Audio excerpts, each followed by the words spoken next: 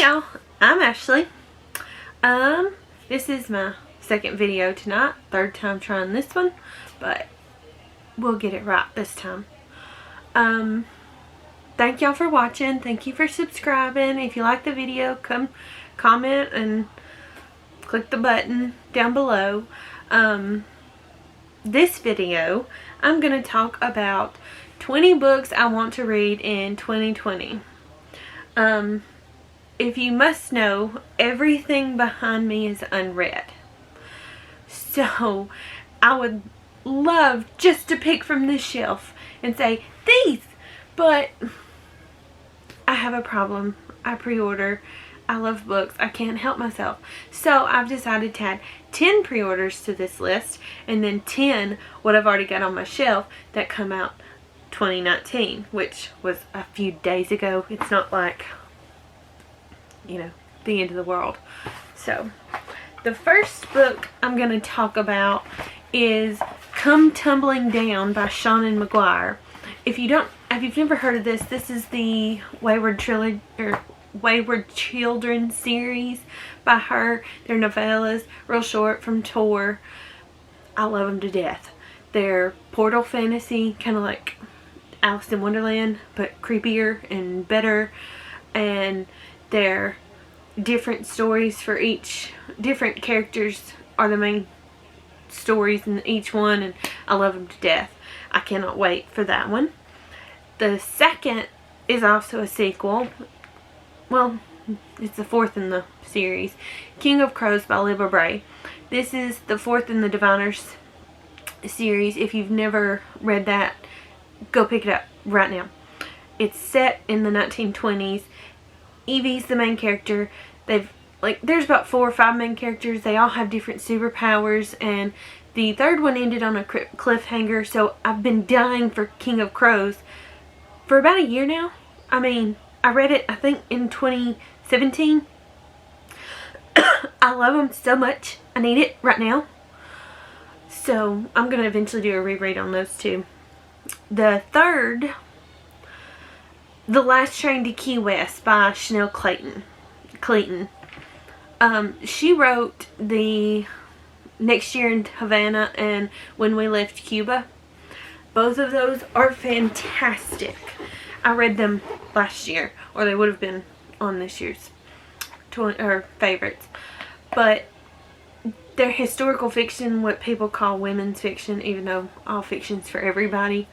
I don't know why some things get labeled as women fiction, but they're historical fiction, and those are set in the Cuban Revolution. This one, I believe, is set in the 70s in Florida.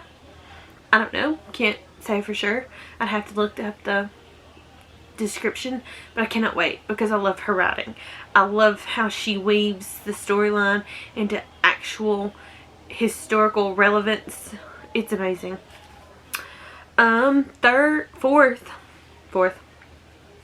The Return by Rachel Harrison is a spooky novel. That's all I know about it. It's been highly hyped so far. The cover's pink, gorgeous. But that's it. That's all I know. It's gonna be scary. I probably won't get to it until October, but I cannot wait. The fifth one is Chain of Gold by Cassandra Clare. Now, I have not finished the last series that she wrote, like Lady Midnight and several others. I love the Shadowhunters with all my heart. I grew up reading The City of Bones, City of Glass, City of Ash, and then now she's continued, and I've read them all up until last year because that book is huge, and I'm afraid Chain of Gold is going to be too, but I'll push on.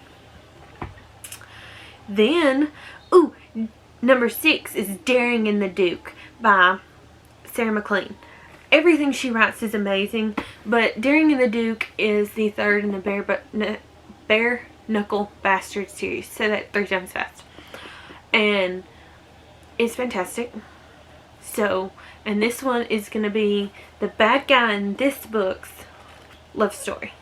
I don't know how she's going to redeem him because he's a horrible person. So I cannot wait. 7th is Harrow in the Ninth. Harrow the Ninth. The sequel to Gideon the Ninth. Because of the ending of Gideon the Ninth, I need it now. Please.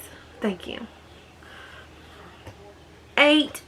An Heiress to Remember by Maya Rodell. This is the 3rd in the Gilded Age Girls Club series, which not many romances are set in the Gilded Age, and they're set in America, and that's even weirder for historical fiction, and I loved them. I love them so much. A Duchess by Design is the first one. I can't remember the second one by name. Highly recommend them. Loved them to death. So I cannot wait for this one. 9. The Rakess by Scarlett Peckham. I have no idea what this is about. I just know for a fact that it's a romance. So I don't know what else to tell you. And 10, Lover or Loser by Tessa Bailey. Now, that is the sequel to Fixer Up. I don't know what it's about. Don't have any clue.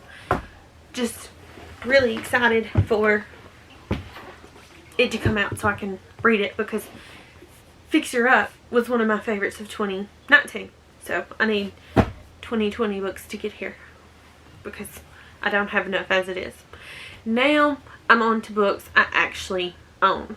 They come out in 2019, most of them, all of them, and I haven't just been able to get to them yet. I read a lot on my Kindle. That's one of the issues, and another is I have a buying problem. What else do I say? The first is the Romance Book Club. This is about a guy who is married already, and he's in a struggling marriage, and he joins a book club with his baseball team to read romance books to fix his marriage. And I think it's a historical. Sounds fun. Haven't read it. A lot of hype for this one. The cover's cute. Can't wait. Need to get to it now. This one is Get a Life, Chloe Brown. Another romance that I bought this year. Haven't got into it. I honestly don't even know what this one's about. I just love the author, Talia Hibbert. I've read other things by her. Great writing. Highly suggest this one. I mean, it's another one that's gotten a lot of hype. I won't say I suggest it until I read it, but her other stuff, really like. Next, another romance. How to Catch a Wicked Viscount. How it's written is not how you say it. It always bothers me. By Amy Rose Bennett. I just know it's romance. And I need to get to those on my shelf because they're stacking up. Kind of like the same with this Earl of mine. It's a romance with an Earl. Those are my favorite. I think this one is about Bow Street runners, Bow Street bachelors. Sounds interesting. We'll read it. Then now I'm getting into the hardbacks. A Dangerous Alliance. Another romance, but I believe this one's YA. An ostentatious romance. So it's based on Jane Austen novels. Now, I love Pride and Prejudice. I love Emma. I haven't read all of Austen. I do plan on reading all of Jane Austen's. I really like her work.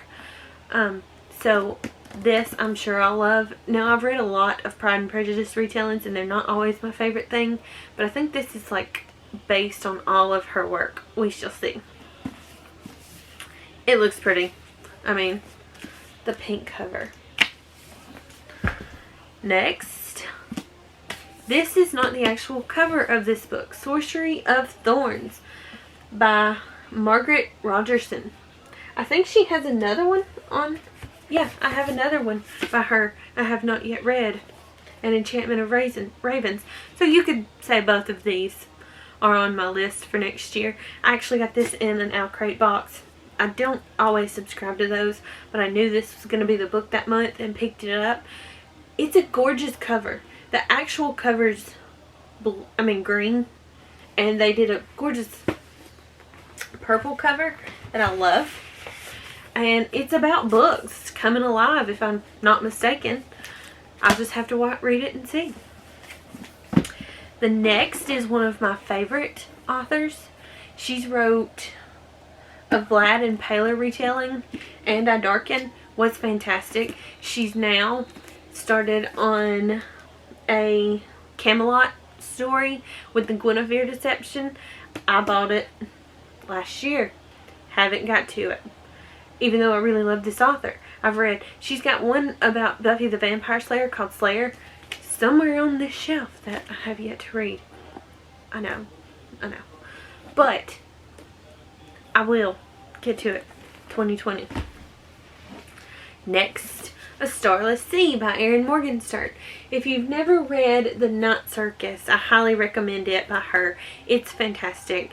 The way she tells the Night Circus, like pulls the story together, it's flowery writing, which is not always my favorite thing. I have to be in the mood for real flowery writing, but this one I can't wait to get to. It's a chunker, but the cover is gorgeous. I have no idea what it's even about. I'm just putting it on my list because it's in my hands. Beyond the Black Door by A.M. Strickland. This is another one. I don't really know what it's about, but I saw that cover and had to have it. It's gorgeous. And several people that I like have blurbed for it, and it's Tor, I believe, or actually Imprint, and I like their publishing, so I went ahead and bought it. It's got to be read sometime next year. It's fantastic. This one is hopefully going to be picked up in January. Tuesday Mooney Talks to Ghosts. This is the last book on my list. This is 20. I loved this cover too. Look at how cute it is. Tuesday Mooney Talks to Ghosts. I don't know what it's about, really, except ghosts. I heard ghosts, and I bought it in like October of last year because I'm big on spooky books during October, and I wanted to read it for that, but then I found out it's not really spooky, so I put it off, and then November's nonfiction, December's romance, and so it's just keep getting pushed and pushed. So I plan on reading this in January sometime. It's fantastic, I'm sure. I mean, several people that I like, again, have blurbed it, so we shall see. But if you have any 2020 books that you're looking forward to or want to read, or 2019 books that you didn't get to, let me know in the comments. I'd love to talk. Thanks for watching. Bye.